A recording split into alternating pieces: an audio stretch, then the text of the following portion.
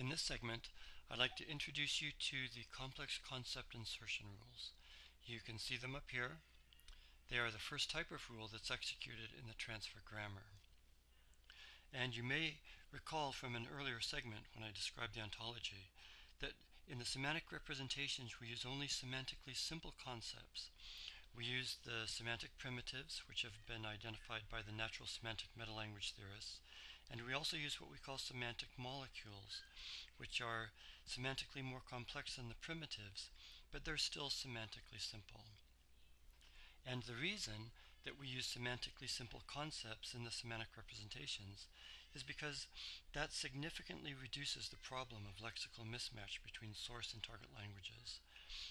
There are certainly still instances of lexical mismatch, and we have various techniques for dealing with those mismatches, but by using semantically simple concepts, that significantly reduces the problem of lexical mismatch. However, there's a problem with using just semantically simple concepts in the semantic representations, and that's why we've added complex concept insertion rules. For example, I'd like to illustrate this at Luke 2:8, and if we look down here we can see that night some men that take care of sheep were in a field that was near Bethlehem. Those men were protecting their sheep.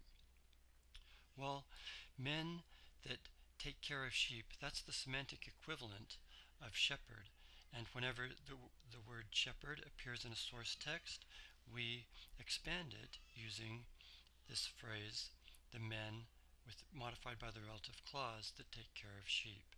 And if we generate this verse right now, we will see, we can look down here and see the rules being executed. Okay, that night some men who took care of sheep were in a field that was near Bethlehem. Those men were protecting their sheep. Well, as I mentioned, English speakers don't want to read texts that contain men who take care of sheep because we have the complex word shepherd. We want to read texts that contain the word shepherd. So, we've added complex concept insertion rules, and you can see here's a list of complex concepts. And for each of these, we have a complex concept insertion rule. And if your target language has a good lexical equivalent for these complex concepts, all you need to do is activate the associated complex concept insertion rule. So I'm going to activate the complex concept insertion rule for shepherd. And now the rules will be loaded. And you'll immediately notice that now the semantic representation is different. Instead of saying some men that take care of sheep, it now says some shepherds. And down here, instead of the men were protecting their sheep, it says shepherds that were protecting their sheep.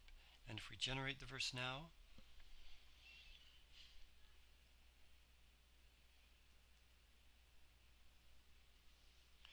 that night some shepherds were in a field that was near Bethlehem. Those shepherds were protecting their sheep. So you can see that by activating the complex concept insertion rule for shepherd, now shepherd appears throughout the text rather than men who take care of sheep. And I'd like to show you how we do this in the background so that these rules make a bit more sense. I'm going to go to the screen. This is where we build our semantic representations. Now generally, you as a linguist, you don't need to come to the screen. This is where we do our work when building the semantic representations. But I'd like to show you how this is done. You can see in this verse, some men who take care of sheep.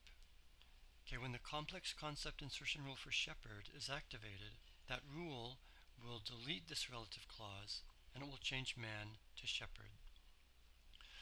But in subsequent mentions of shepherd in the source document, we don't want to keep repeating this relative clause who take care of sheep.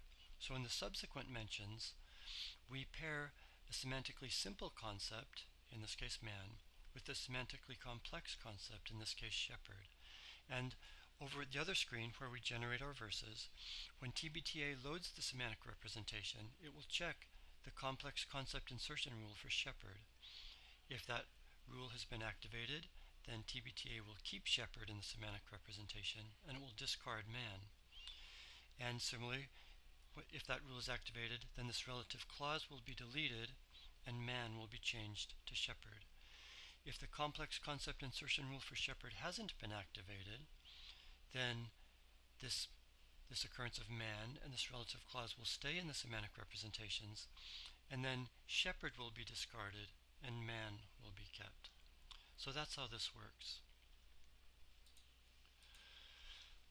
I'd like to illustrate this with a semantically complex adjective, so let's go to Luke 5:18.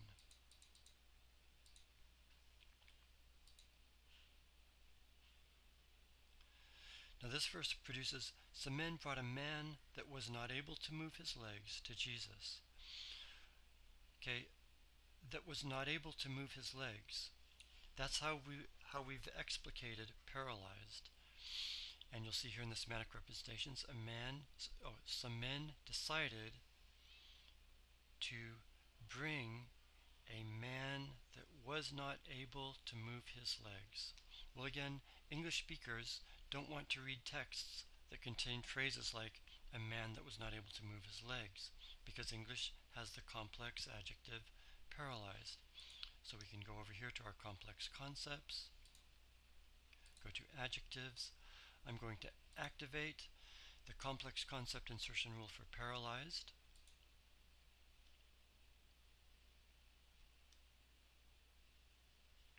And you'll see that the semantic representations are changed. Some men decided to bring a paralyzed man to Jesus. So these men put the paralyzed man on the mat, etc. And if we generate this verse now,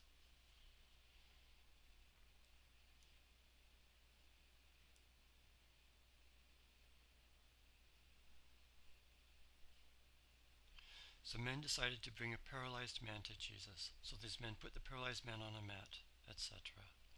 So you can see that by activating the complex concept insertion rules, those complex concepts are inserted into the semantic representations. We can look at the complex concept insertion rules. Let's look at the one for shepherd. Now these are fairly complex. You don't need to do anything with these rules. We've written them. All you need to do is activate them if your target language has a good lexical equivalent for a particular complex concept. You can see here, this one looks for an occurrence of man, modified by a relative clause, man who takes care of sheep. Then it will delete the concept man. It will delete this relative clause, and it will insert the complex concept shepherd. So that's how these rules work. But again, you don't need to do anything with these. All you need to do is come here and activate the complex concept insertion rules for any concepts that your language has a good lexical equivalent for. And that concludes this